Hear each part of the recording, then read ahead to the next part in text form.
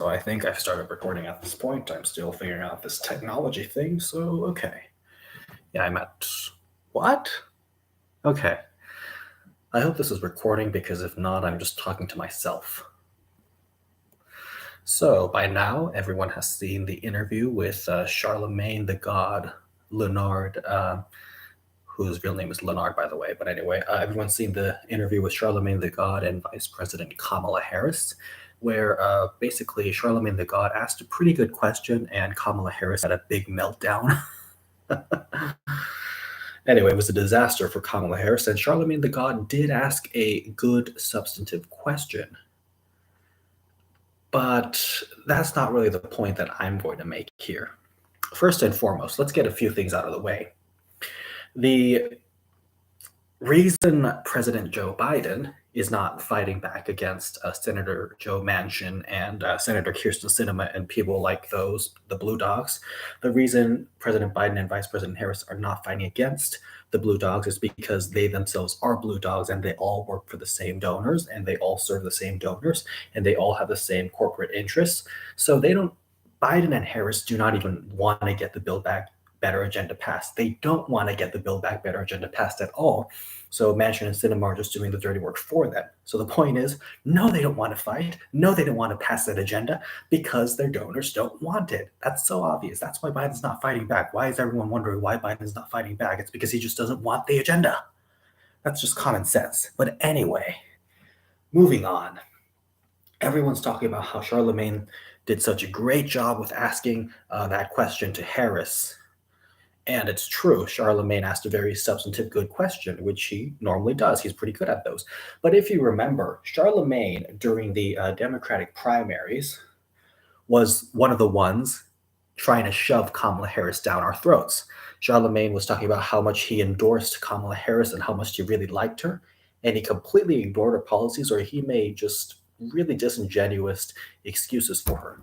So Charlemagne was very critical of Joe Biden because Joe supported mass incarceration and was a massive drug warrior, 1994 crime bill and 1988 other legislation, and he was very bad on those policies.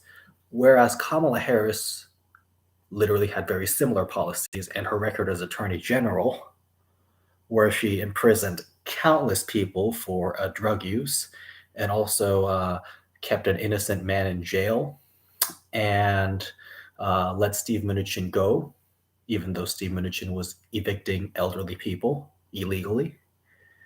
Like Kamala Harris did all those policies, and her policies are very similar, if not the same, as Joe Biden's. But when it came to Kamala Harris, Charlemagne would just go numb and be like, oh, the sun was in my eye, and you see what happened was, even though Kamala Harris's policies are bad, I'm going to make excuses for her because I personally like her, and I'm just endorsing her, and so I'm going to throw all my policies and principles out the window because I never had principles to begin with. And Charlemagne was just a staunch Kamala Harris supporter, despite the fact that he pretended to disagree with the policies that she supported. So it made no sense. And Charlemagne had no real reason for supporting Kamala Harris. And he was clearly just full of it. And he was just supporting her for, I don't even know what reason. Because if he really opposes mass incarceration and he really opposes the war on drugs and all that, he shouldn't have endorsed her.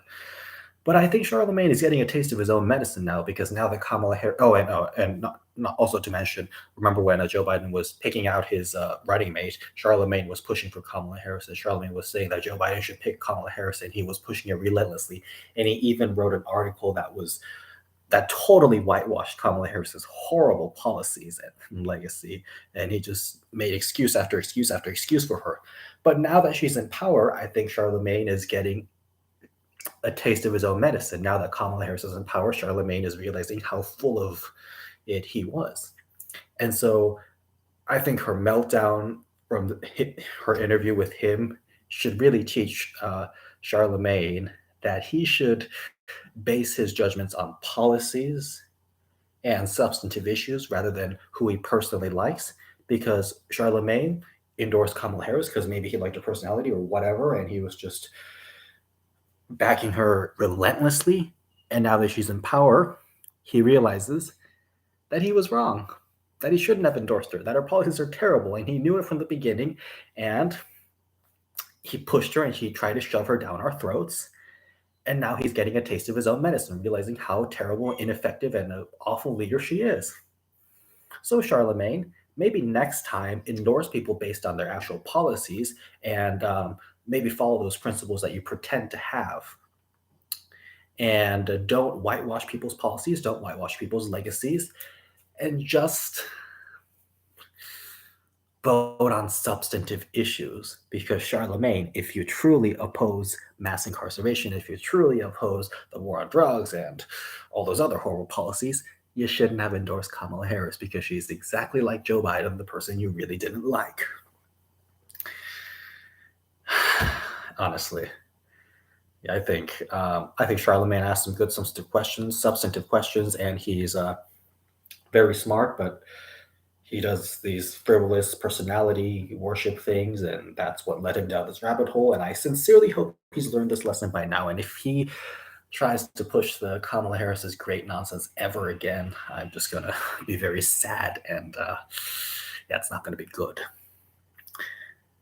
Anyway, I'm going to record another live video in a moment, so be on the lookout for that.